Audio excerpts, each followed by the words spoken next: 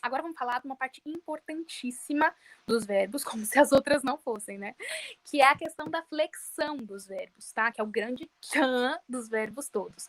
Que os verbos são caracterizados, e eles são muito importantes, não é nem por conta do significado, do que explica a palavra ou etc., mas pela questão das flexões mesmo. São tantas as flexões e o que elas significam no contexto todo, que são elas mesmo que importam.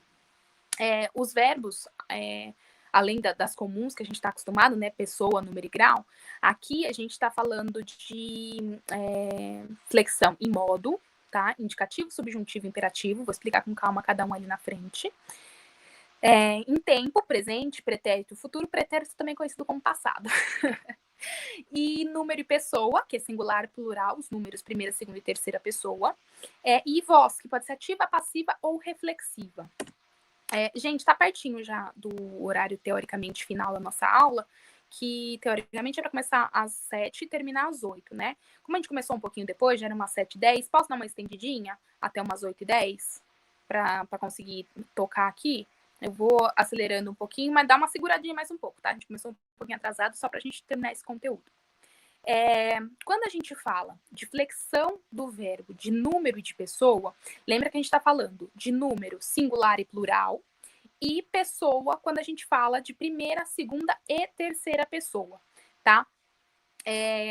Quando se aparece no singular, a gente está refletindo de uma pessoa só, e quando no plural, de mais de uma pessoa, que são os exemplos claros de plural e singular, desde a época que a gente está estudando lá substantivos, adjetivos e etc. Aqui, além dessa questão singular e plural, a gente vai usar as pessoas. Primeira, segunda e terceira pessoa, singular. Primeira, segunda, terceira pessoa do plural. Eu, tu, eles, nós, vós, eles. Tá bom? Eu coloquei a tabelinha aqui, só para a gente ter como exemplo, ó, as pessoas, primeira, segunda e terceira, singular e plural, e aqui eu usei o verbo dançar, tá? Eu danço, tu danças, ele dança, nós dançamos, vós dançais, eles dançam, ou elas dançam, tá? Só pra gente se atualizar nessa questão de número e pessoa do verbo. Além de número e pessoa, o verbo ele também pode mudar com o modo. E o modo, ele indica a atitude do falante, né? De quem está falando a frase, quem está falando a oração, de quem está fazendo a ação. Então, a mudança de modo, ela acaba significando isso. E ela pode ser indicativa, subjuntiva ou imperativa. São esses os modos, tá? O modo indicativo, a ideia do indicativo é de exprimir certeza. O negócio já aconteceu, é uma realidade, tá ali, tá certo. Como os exemplos, já compraram os brinquedos para a festa das crianças. O verbo aí é o compraram, tá no passado, mas é uma certeza. Eles compraram, os brinquedos estão comprados, tá tudo certo. Então é um modo indicativo, porque é certeza. A mesma coisa com o verbo faremos. Faremos está para o futuro. Faremos uma reunião com sócios na próxima terça-feira. Nós faremos, mas é certeza, já está agendado. Nós faremos uma reunião, está programado. Tá? Então é um indicativo de que exprime certeza, é o modo do verbo, é o jeito em que ele, a ação que ele exprime, tá? Quando a gente fala de modo subjuntivo, por sua vez, aí o negócio é mais assim, né? A gente tá com um pouco de dúvida. O verbo pode exprimir alguma condição, na verdade é uma possibilidade, tá? A gente coloca o verbo nessa questão subjuntiva, porque é o que pode acontecer, é um desejo que a gente tem de que aconteça, uma hipótese de que dê certo, né? Quando a gente coloca o exemplo aqui, se você fosse ao local, ficaria impressionada. Então não diz que ela foi, nem diz que ela vai. Eu disse que se ela fosse, ela ficaria impressionada. Então, assim, é uma possibilidade, uma hipótese de que ela vá. Né? A mesma coisa aqui. Que você celebre com muita alegria esse dia especial. Não estou dizendo que você celebrou, nem que você vai celebrar, nem que você está celebrando. Eu disse que desejo que você celebre. É uma coisa que eu quero que aconteça. Se você vai celebrar ou não, não faz parte dessa relação aqui na oração. Então é subjuntivo porque traz essa ideia de dúvida, né? De possibilidade. E tem ainda o modo do verbo, que é o imperativo, tá? O imperativo, como o nome fala, né? De imperar, de dar ordem, exprime essa necessidade de ordem, de pedido, até mesmo de um conselho, ou uma advertência, sugestão, ou até mesmo um convite, tá? No exemplo que eu dou aí, eu coloco não conte a ele. No negativo, mas eu estou dizendo que é para ser feito, eu estou dizendo para não contar. Então, é um verbo no modo imperativo. Quando eu falo, leia as instruções para a montagem do equipamento, tá no afirmativo. Eu tô falando para você o que você tem que fazer. No outro, eu falei o que não fazer, então é imperativo negativo. Nesse, quando eu falo leia as instruções, eu estou dizendo o que você tem que ler, eu estou dizendo o que você tem que fazer. Então, é imperativo afirmativo. Esse tipo de verbo, ele é muito comum em bula de remédio, em receita, em coisas assim que te dizem o que é para ser feito. Então, quando você lê uma receita de bolo, tá lá. Bata os ovos, misture a massa, despeje na forma, asse por tantos minutos. Então, é um imperativo, são verbos, né? Bater, assar, misturar, que tá mandando você fazer alguma coisa. Então, são as formas, os modos dos verbos na forma imperativa. Ainda falando das flexões dos verbos, a gente tem as flexões de tempo. Essa é clássica, né? Passado, presente e futuro, todo mundo sabe, até as mulheres do tarô. E a ideia de mudança, de flexão de verbo no tempo, é expressar exatamente quando isso está acontecendo, o momento em que a frase, em que a oração, em que o sujeito da oração que está fazendo aquela ação está fazendo isso, tá? No presente, lógico, a gente está falando de um fato, né, de uma ação que está ocorrendo naquele exato momento em que está se falando. Então, quando eu falo a professora está muito bonita, o verbo estar está mostrando que naquele momento ela está bonita. Quem está bonita? A professora. Naquele momento ela está bonita. Então, o momento em que se fala é no presente. Quando eu falo de pretérito, que é o passado, eu estou falando de um fato, de uma ação que já ocorreu. Ocorreu antes da fala. Eu estou falando agora, mas eu estou falando de alguma coisa que já aconteceu, tá? Então, quando eu falo a professora estava bonita ontem, ela estava, ela já esteve. Ontem ela estava bonita. Hoje, né, já estamos aqui, ó, não tão bem. Mas é algo que aconteceu no passado, anterior ao que eu tô falando. Eu tô falando agora que a professora estava bonita, mas ela estava no passado. Quando a gente fala de futuro, a gente está falando de um fato, de uma ação que vai acabar ocorrendo futuramente, né? Posterior à fala. Então, eu tô falando agora, mas é de alguma coisa que ainda vai acontecer. No exemplo aqui, a professora estará mais bonita amanhã após a nossa formatura. Eu estou falando hoje, mas eu tô falando do verbo estar no futuro. Ela estará, a ação é futura. Então, a gente tem essas três diferenças.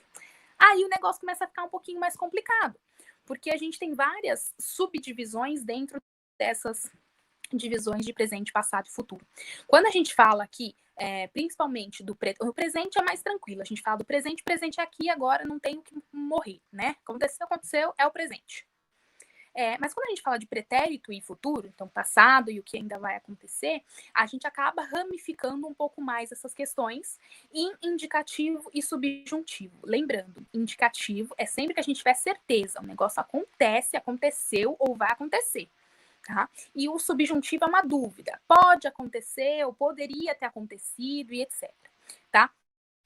Quando a gente fala do tempo presente, um exemplo aqui, tá? Eu vou usar sempre o verbo escrever no indicativo. Quando a gente usa o tempo presente para falar o verbo indicativo, então assim, o verbo é escrever. Quando eu falo no presente, eu escrevo, tá? Então o verbo é escrevo. Quando a gente fala no indicativo, é certeza, tá? Então é certeza que eu escrevo, eu estou escrevendo.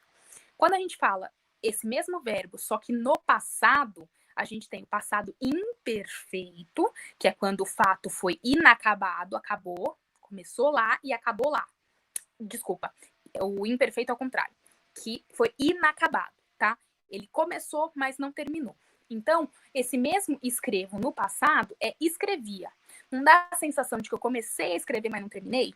Então, é o imperfeito. Comecei a escrever, mas não terminei. Eu escrevia aquele texto e fui interrompida, tá? Quando a gente fala do pretérito perfeito, esse sim é que tá perfeito. Pretérito, pretérito. Passado, passado, passado. Aconteceu lá atrás. Então, eu comecei e terminei no passado, já foi. Por exemplo, o escrevi. O escrevi não dá a sensação de passado, de que já foi escrito, mas foi terminado, ele terminou de escrever. Essa é a diferença do imperfeito para o perfeito. O perfeito eu escrevi, acabou. É certeza de que foi escrito. O escrevia, eu estava escrevendo e fui interrompida, tá? Então é algo que foi inacabado. E a gente tem ainda o pretérito mais que perfeito, que é um fato anterior ao outro do passado, que a gente usa aqui o escrevera. Vou dar um exemplo para vocês da diferença do perfeito e do mais perfeito, por exemplo. Quando eu falo assim, o João chegou. Quando o João chegou, eu já tinha jantado. O que aconteceu primeiro? Eu ter jantado ou o João chegar? Né? Eu terminei de jantar antes do João chegar. Então, o verbo do João chegar e eu jantar, o jantar aconteceu antes. Então, o chegado e o jantar é o que aconteceu antes do João chegar. É o que acontece aqui com mais que perfeito. Então, um fato ocorrido antes do outro passado. Então, João chegou, já dá a sensação de que foi no passado. João já chegou. Só que quando ele chegou, eu já tinha jantado. Aqui na língua popular, nossa, a gente fala exatamente desse jeito. Quando o João chegou, eu já tinha jantado. A gente coloca essa partícula tinha, né? A gente acrescenta o verbo ter auxiliar aí. Eu tinha jantado. Na língua culta, é o famoso jantara. Quando o João chegou, eu já jantara, né? A língua culta usa esse ara no final. A mesma coisa aqui do escrever. Quando ele chegou, eu já escrevera o texto, né? Então, é o passado do passado. Aconteceu antes do passado. E quando a gente está falando ainda do indicativo, quando a gente tem certeza do que o verbo aconteceu, quando a gente fala do futuro, tem o futuro do presente, que é algo que vai acontecer. Então a gente fala eu escreverei. Quando eu falo eu escreverei, eu tenho certeza do que eu estou falando, então é modo indicativo. É no futuro, porque eu escreverei. Eu estou falando hoje, é futuro do presente, porque eu estou falando hoje que eu futuramente escreverei. Então tem um exemplo para vocês aí. E existe também o futuro do pretérito, que é um fato que poderia ter acontecido. Eu estou falando hoje de algo que aconteceu. Eu escreveria. Então, é o futuro de que eu poderia ter feito, mas que não aconteceu, tá? Então, eu escreveria. Então, aí, esses tempos verbais. Quando a gente fala de subjuntivo, que é aquela questão de dúvida, a gente tem ainda no presente e a gente costuma colocar a partículazinha que antes, tá? Quando é presente do subjuntivo. Então, a gente fala do presente. Ainda que eu escreva, tá aí a partícula que, então é o tempo presente do subjuntivo. Quando a gente vai falar do passado, a gente costuma usar a partícula ser, né? Ainda, e a gente usa aqui sempre o imperfeito, ou seja, aquilo que poderia ter acontecido. Mesmo se eu escrevesse, a gente coloca a partícula ser antes dele para conseguir definir que é pretérito do modo subjuntivo. E tem o futuro do subjuntivo, que a gente coloca o quando eu escrever. Então, quando a gente fala de infinitivo, voltando aqui, indicativo, falando de indicativo, a gente tem o presente, que é um clássico, o pretérito podendo ser imperfeito, perfeito e mais que perfeito, e o futuro podendo ser futuro do presente, futuro do pretérito. Quando a gente fala de subjuntivo, no subjuntivo a gente tem o presente do subjuntivo, o pretérito do subjuntivo, que a gente usa o pretérito imperfeito, e o futuro do subjuntivo. Quando for o presente, a gente usa o que, escreva. Quando for pretérito, no passado, pretérito imperfeito, a gente usa o se, escrevesse. E quando a gente fala do futuro, a gente fala o quando. Quando escrever. Tá bom? Então, esses são os tempos do verbo. Eu coloquei aqui uma tabelinha para vocês. Eu até coloquei aqui em cima que é a hora do print, para vocês saberem. Aproveita aí a telinha, dá um print, tira uma foto para vocês conseguirem analisar com calma depois. Tem aí o exemplo do verbo cantar no presente, tem todas as pessoas, tá? Eu, tu, ele, nós, vós, eles. No presente, no pretérito perfeito, no pretérito imperfeito, no mais que perfeito, no futuro do presente, futuro do pretérito. E aí vocês vão acompanhando com aquilo que eu falei, mas tem uma tabelinha aí legal para vocês conseguirem entender o que está acontecendo com o verbo, tá? Todo mundo já printou? Posso passar? Estamos acabando, tá bom, galera? Mais 10 minutinhos a gente já finaliza. Vamos falar aqui, acho que até menos. Vamos falar aqui agora da questão da voz do verbo. É uma outra forma de flexão dos verbos. Aqui, na voz do verbo, a gente faz uma pequena referência ao tipo de relação entre o sujeito que está falando, né, que está fazendo a ação, e o verbo em si, a ação em si. E aí, essas vozes podem ser ativa, passiva ou reflexiva. A voz ativa, como vocês podem imaginar, é quando o sujeito é quem pratica a ação, ele está ativamente fazendo a ação. A gente chama ele de agente, né? O sujeito é o agente da ação. Dei 2 exemplos aqui. O exemplo, o aluno respondeu a pergunta da professora. O aluno efetivamente respondeu. Foi ele quem praticou a ação de responder a ação da professora. Ele é o agente de ter respondido a professora. A mesma coisa acontece em os alunos não terminaram a prova no tempo previsto. Os alunos efetivamente praticaram a ação de não terminar a prova no tempo previsto, tá? Então eles são os agentes da ação. Mas o verbo também pode estar na voz passiva, que é o contrário, que é quando o sujeito ele sofre ou ele recebe a ação. A casa de praia foi alugada. Quem foi alugada? A casa de praia. O verbo ele está sofrendo. A casa de praia está sendo alugada. Então, ela está sofrendo a ação de ser alugada, tá? Eu posso falar assim: a Ana beijou o Manuel. a Ana está sendo na voz passiva de beijar o Manuel.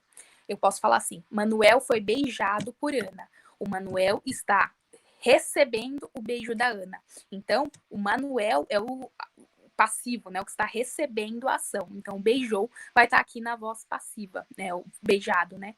A Ana, quando beija, está na voz ativa. O Manuel, quando é beijado, está na voz passiva.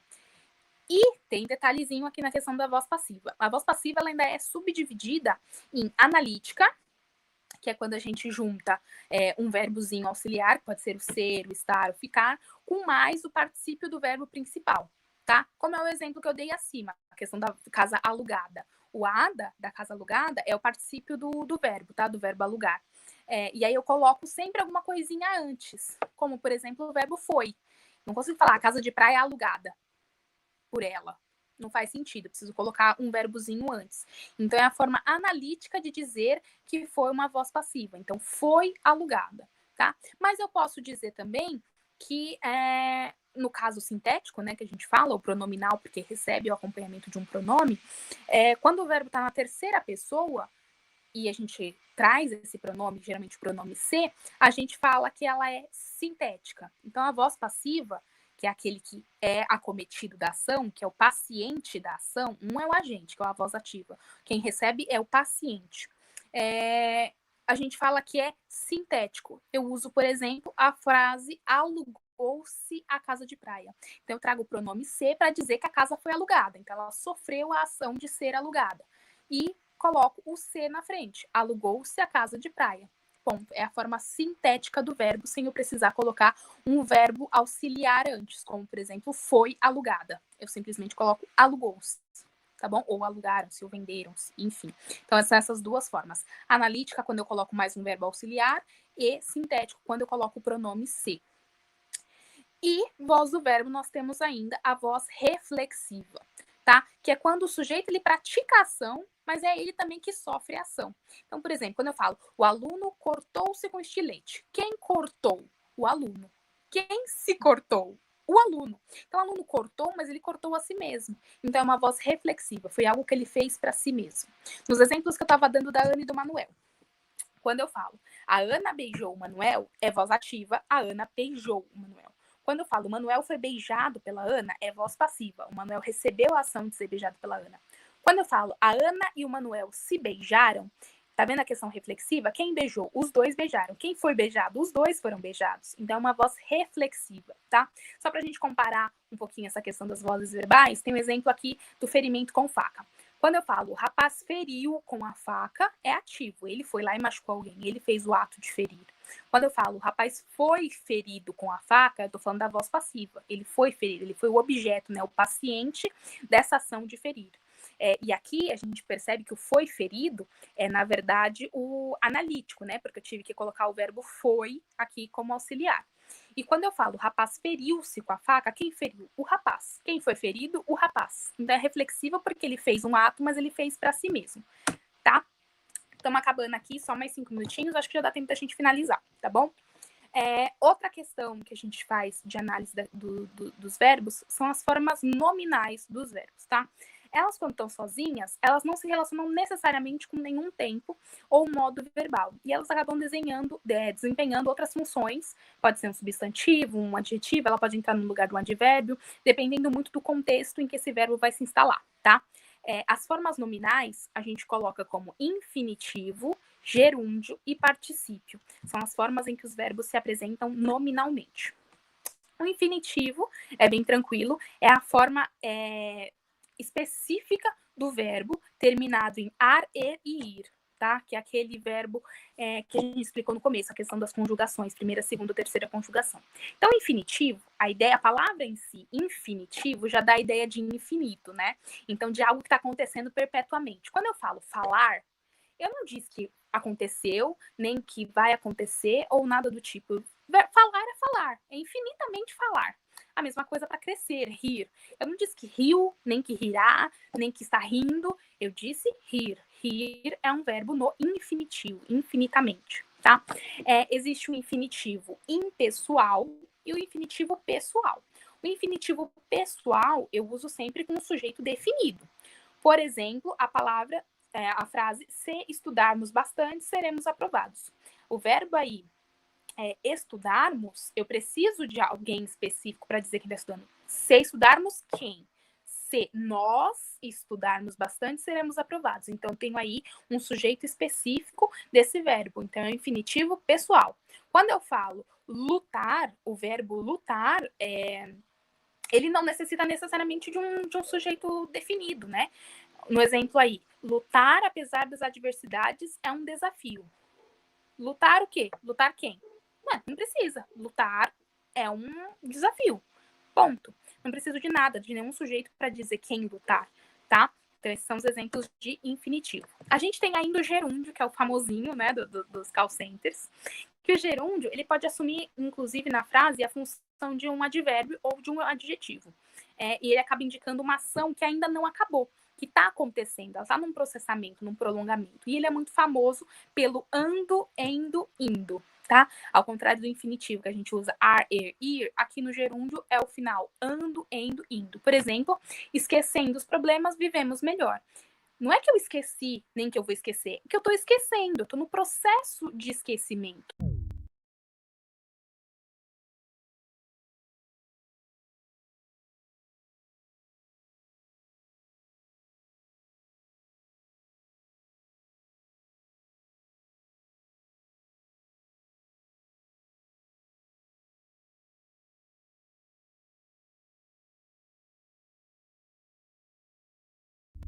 Diferente. Ele pode dar uma noção de conclusão da ação verbal, inclusive, tá? E a ideia é de que já foi terminado. Então, esquecidos os problemas, ficou mais tranquilo. Dá uma sensação de que foram esquecidos os problemas, de que aconteceu, de que essa ação, ao contrário do gerúndio, de que está acontecendo. Então, o infinitivo dá a ideia de infinito, de que está acontecendo o verbo para sempre, né? De que não foi nem no passado, nem no presente, e nem vai ser no futuro, que o verbo existe infinitamente. O gerúndio é que está acontecendo o verbo, e de que ele aconteceu, e de que já concluiu e finalizou, tá? Então, finalizado, esquecido, aprendido, e etc., que são os finais ado e ido, como eu falei um pouquinho mais lá atrás no começo, quando a gente falou de particípio. Gente, era isso que eu tinha para falar para vocês hoje.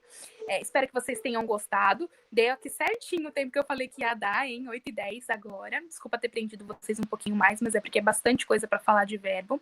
Acho que tem mais umas coisinhas ainda que vale a pena falar. Eu acho que vale a pena falar de regência verbal, porque tem caído bastante no vestibular. O Enem tem cobrado essa questão, não diretamente, mas indiretamente. Por isso, nas minhas questõezinhas, eu faço sempre questão de colocar textos, poemas, quadrinhos, porque o Enem traz muito isso, tá? Questões subjetivas nesse sentido. Ele traz um texto enorme e aí vem com várias questões e a questão, em alguma delas, pede alguma questão de verbo, por exemplo, de regência verbal.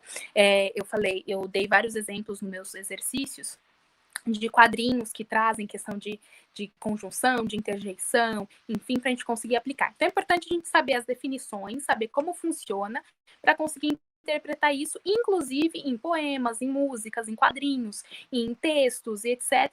Inclusive, se aperfeiçoar nesse sentido, né, se adaptar, inclusive, com esses termos, para a gente conseguir escrever bem, além de interpretar. A gente conseguir produzir texto para fazer aí a redação legal do Enem, que vocês sabem que é muito importante na hora de fazer o Enem. Hoje o que eu tinha para falar de verbo era isso. Mais uma vez, vou deixar esse slide lá no nosso Drive, vou deixar também no formato material corrido, que eu tenho sempre mandado, junto com os meus outros materiais, tá? Das outras 8 aulas, vou deixar lá também. E junto com esse material de hoje, vou deixar uma lista de exercícios, acho que tem uns 30 exercícios sobre verbo para vocês resolverem, tá? E aí, na semana que vem, a princípio, eu trago para vocês, lá pelo Drive ou no grupo mesmo, eu aviso vocês, os gabaritos de todas as outras 8 aulas, tá? Dos outros 8 das 9 classificações, né, gramaticais que a gente já estudou, e com essa 10ª agora dos verbos eu trago o gabarito de todas as questões. Gente, era isso que eu tinha para falar. Eu queria muito ouvir vocês agora, quem tá aí, como é que foi, se vocês entenderam, quero as dúvidas, quero também que o pessoal que tá ajudando aí nos chats do Jitsi e do YouTube, se tem perguntas, se tem dúvida, o que vocês estão achando, estamos aqui agora pro bate-papo.